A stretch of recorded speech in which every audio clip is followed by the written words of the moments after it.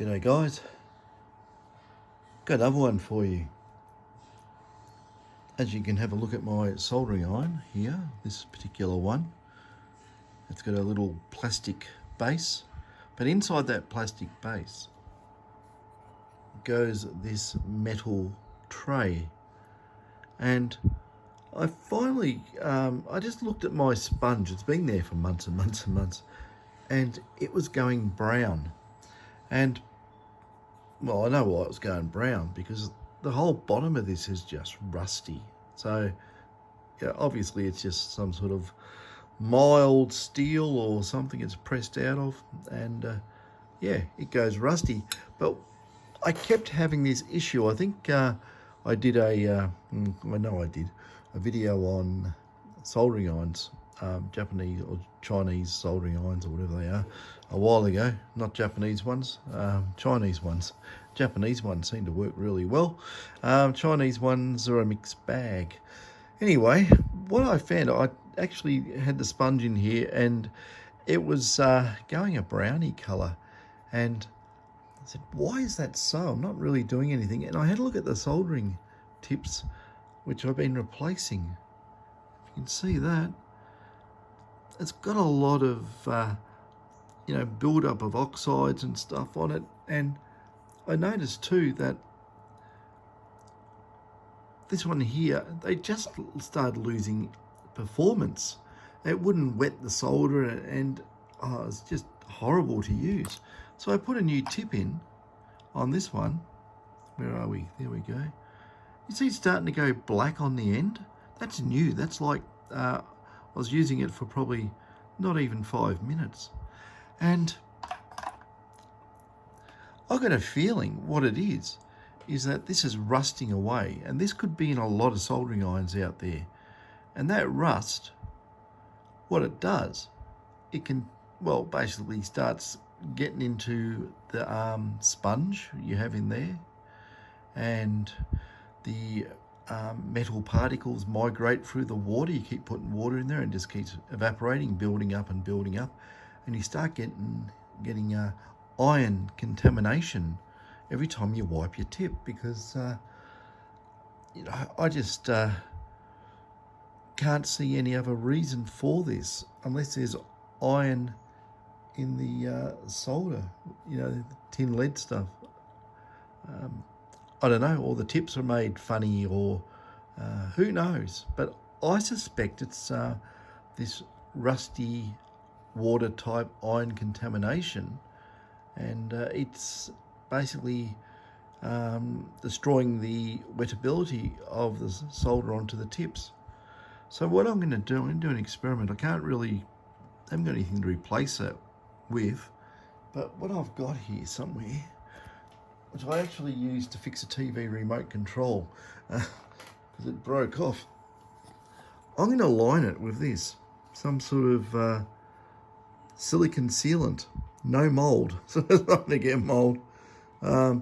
Waterproof seal that stops mold growth. Well, I've got this lying around. I use this in the bathroom, and I'm going to squirt it in the tray and line the whole tray with it, dry it out properly so it doesn't continue to rust underneath.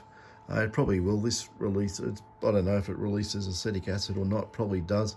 Might have another contaminant issue, but I need to come up with a way of stopping this happening. I'm going to try it anyway and see how it goes, but I'm pretty sure, just by laws of averages, this is what's happening. So I haven't even got a spare sponge. I've got to go and knock off a sponge out of the kitchen. Hope I don't get busted doing that, but that's the story. As you can see also in the background there, I've got a big pile of circuit boards I've been doing. That's from all the testing I've done on amplifier modules and stuff like that, trying to get the noise out of these systems. There's a lot of tricks. I found a lot of issues in these detectors, which I'm slowly working through, backtracking, and cleaning up a few things. So these should be really good when I've finally finished. I'm going to put the variable gain board in the last one I did. It's actually still sitting out in the hallway out there near that aeroplane, sitting out there. That's the last one I did. So I've got this one, it's a customer's one I've got to do. But yeah, I'm going to keep refining this until it's absolutely, I can't refine it anymore. And thus, all the detectors will get the same treatment. So we'll just see how good this is compared to previous upgrades. I've got to go and do the proper field tests. The last time we went to Talbot to do field tests, we got rained out, and that's why the other day I just did one basically on the Eureka, not the Eureka lead, that's further down, but the Canadian lead. Canadian lead was very, very rich, and the soil there, even though it's clay, there's a lot of areas that have a very, very reactive, like very small pebbly black stuff. It's not iron, it's something else. It might be just magnetite or something, but it's very reactive to these detectors. And normally they'd scream off, and yeah, for some reason, the last one I didn't, so some magic's happening there. So anyway, this was about the soldering iron, so I digress, I go off path, but that's just normal. So yeah, I'll line that with some silicon sealant, then put a sponge in it, put some water in it and try it. But I can't work out, I've never had this before.